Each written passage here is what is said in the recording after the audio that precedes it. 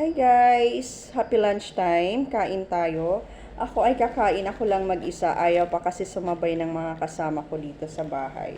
So since ako ay isang acidic person, hindi ako pwedeng malipasan ng gutom. Sa mga katulad ko dyan na may hyperacidity, acid reflux, nagkaka-heartburn, at o GERD, yun yung mga tawag doon, yun yung may pangangasim ng sikmura.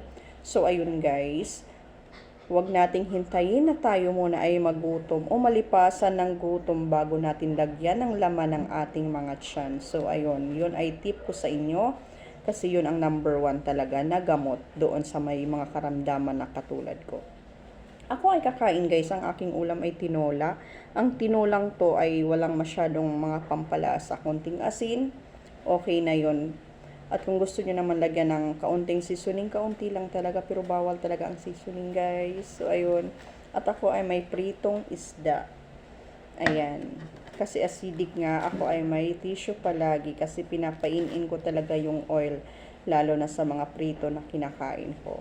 Ayun guys, pwede naman yung prito, basta yung gagamitin natin ay mga vegetable oil, corn oil, palm oil, basta wag lang yung mantika ng baboy. So, ayun guys. Sana makatulong sa inyo.